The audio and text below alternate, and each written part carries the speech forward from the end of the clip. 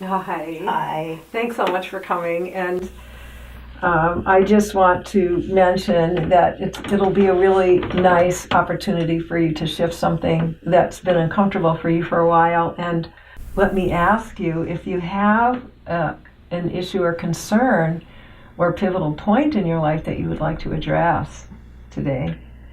Yes, actually, I've been thinking about this, and I don't always seem to honor the perceptions that I'm having. Mm-hmm, mm-hmm. I have them, I might even trust them, but I don't always bring them forth. Mm-hmm. And I want to be more in alignment and integrity with what I see, what I feel, and how I act. Okay. So what are the feelings, and you started to talk about them, the feelings that come up for you regarding your inability to honor your perceptions, and you were talking about maybe being unworthy, feeling unworthy. Yes, I think there's... Or underconfident was the other one. Right. It's confusing for me because I'm an extroverted person and I seem confident. I'm very direct. I put things out there, but I'm looking at subtler levels of where I don't have confidence, and it's upsetting to me that I'm not. I feel like I'm strong. Why am I not living what I believe? Okay. And what's in the way? Why would I not cherish my body and eat really well? Why would I withhold or try to please somebody, or the things that there are some barriers that keep me from really bringing forth who I am. This response that you have to yourself, in a sense, of being extroverted and explaining things and seeming to be confident. But how is the underconfidence and the feeling of unworthiness a problem for you in your life? I mean, the subtle values of that. Well, I doubt myself. Okay. That's a problem for me. How does that play out in life if you're doubting? I think I hold myself back from connecting with others more authentically. Okay. I definitely can connect with others, mm-hmm. and I do. Mm-hmm. It feels like there is possibly some angles of wanting their approval or wanting mm-hmm. something else rather than. It's like I think of an artist the difference between an artist that wants people to like their artwork versus an artist that is bringing out what is within them and putting it out there, and without any regard to what the world thinks, that this is an urge to come out into expressions of color or whatever that might be. So yeah. I'm not necessarily an artist, but I've always, this is going to sound a little odd for me to say, but I've always been kind of an Olympian, or at an Olympic level of articulation and insight. Like I can describe myself and what I feel and perceive really well. Yeah. And I want that to come out with authenticity, not based on how others might perceive me, but what is within me, and bring that out. And that's a piece when I talk about I doubt myself, or that I'm coming from an angle that isn't completely aligned with me. It's more aligned with them. Are you afraid of criticism? Yes. Okay. You kept the fear inside you, and you criticize yourself. Yeah, I took over. It's like I'll get me before you can get me. That's been right. my MO. Like if I name the areas that I'm default or I'm lacking, you can't name them, and then it's not going to hurt as bad. So yeah. Very good. I'll get me. So you have some protection issue thing going on. Yes. Okay, great. I'm not sure how this relates, but this goes back to my childhood. I was the youngest of 7, and I had really intelligent brothers and sisters. And they used to, because they had fun with it, they just had fun, but they would say, "Look, Heidi, mean the ghost is going to get you." And they'd look around, and they all would track at the top of the wall that me and the ghost was going to get me if I didn't do what they wanted me to do. So you're being duped. I was totally being duped. And because they were convincing and because I wanted their approval, I believed them. And so instead of saying, like, yeah, right, I don't see anything, you're crazy, I just completely doubted myself. So I have had that premise all through, and I do get duped really easily. And that, talk about protection. Oh my God, like the fear of, like, the hypervigilance that I feel that I have to hold up to make sure I'm not being duped is exhausting. Wow. Great. That's a big one for me. Yeah. If your responses, which you just talked about how they were, and also as the seventh child, are one of doubt and, holding yourself back and so forth, how might that be a problem for other people? So how would it be for them? They get a misperception of me. Okay.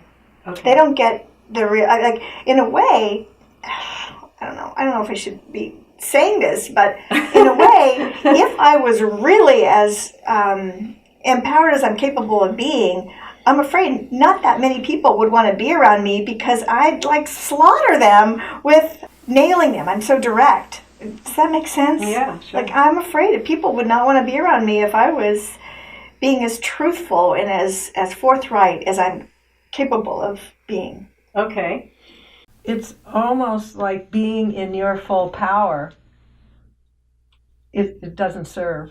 Right, which is a real problem. It's like being this exquisite creature with this gorgeous tail, and I keep tripping over my own tail. Because to be empowered, to have power, and to either misuse it or to not use it, well, it's just not honest. It's not real. Okay, good. I just know that I have an energy in me and that I have to contain it back because I'm afraid of what will happen if it shows. Yeah. Okay, so people might not want to be with me if I am too direct and truthful. Yes. Okay. And I am okay, so I have to hold up emotionally or in whatever way so that I'm not being duped. So that I don't have to be hypervigilant. Yeah. Okay, in order not to be duped. And all of these things take a lot of energy. So if I misuse my power, I'm not honest. I'm not being honest. Yeah. I have to stick my head in the sand in order to resist what I can't handle. I avoid handling things directly when I have feelings in the way, such as shame. And really, you're looking to open up to that authenticity without blowing people off, without duping them, which is what happened with you. So there was your. We're going to move to an unmet need, unresolved need that's surfacing, and we had talked about protecting yourself. All right, so maybe I'm not listening. That's right. Maybe I'm not hearing, or because it's scary. That's right. Yeah. And so that it's scary, so you're going to put your head in the sand. Right. Yeah. Right. So that's the kind of thing. Right. And so the unmet need is what you think you already do, and that is meeting something head on. Like, okay, imagine with the kids, your 6 siblings, okay, and them being honest with it, they're playing with you. So maybe it's something to do with... Well, then I would have felt belonging, I would have felt at ease, I would have been playful back, but I took it very seriously. Okay, so maybe the unmet need is to find that other side of it, because it could be with a certain response that you had that maybe it could have become playful, but because you took it seriously, they played it out that way. But, okay, so the unmet need then is something about, what's the opposite of reverse psychology? Being direct and honest. Okay. And it's interesting because in some ways that's been important to you, and you can be direct and honest, but you're continuing to look for it in some way. So that becomes a part of your expression, which is very cool. What would life be like for you if you were able to honor your perceptions and your intuition? I think I would be relaxed. Yeah. I think I would be much more playful. I think that I would be more curious about how things unfolded, that rather than thinking that I was wrong or doing it wrong. I'd have more curiosity rather than internal judgment or criticism. Okay. A kind of forgiveness or something. It just feels like that's needed. I don't know. That's good. Yeah. Forgiving And compassionate towards that vulnerable side of me that can be duped.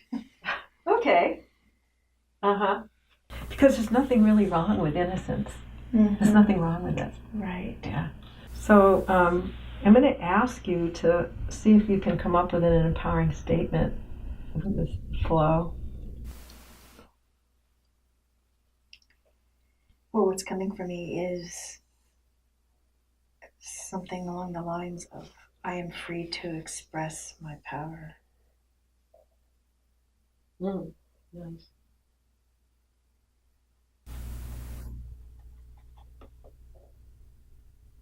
And I'd like to leave that whole thing there. Sometimes I think I am free is enough or express my power is enough, but I think that there's like a permission that's built into that.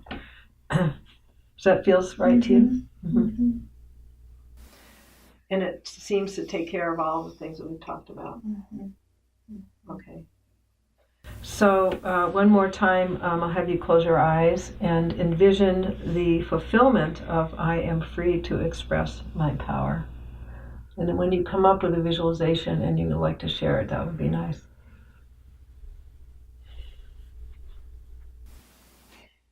Okay. This usually takes a lot longer, but this was quick. Yeah. And I got it.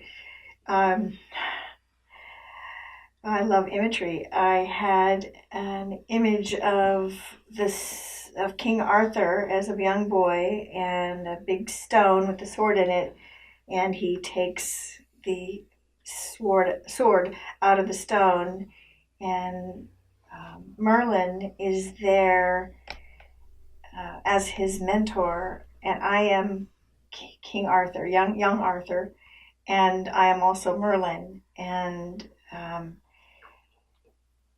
it sort of went through the years, and King Arthur, me, was much older, and the way that Merlin had mentored King Arthur was all of the things that we pulled out of playful and direct, but allowing the power and without the criticism.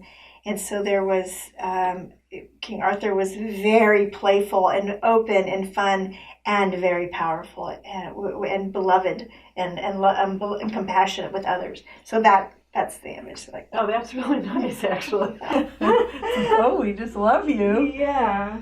So how do you feel now? Yeah, I feel good. I feel like, wow, what a difference from the hypervigilance, the constant on guard watching, making sure I'm not making a mistake because I might be duped, or I might be doing something wrong, this fear of being wrong, that instead to have permission to be who I am and to be playful about it and make mistakes splashingly and get up muddy, or get up in a, colorful bands of paint splashed all over. Wonderful. So I'm unable to honor my perceptions. Doesn't make any sense anymore. No, Okay. no, it doesn't. Okay. Thank you. Good. You did a great job. Thank you. Yeah.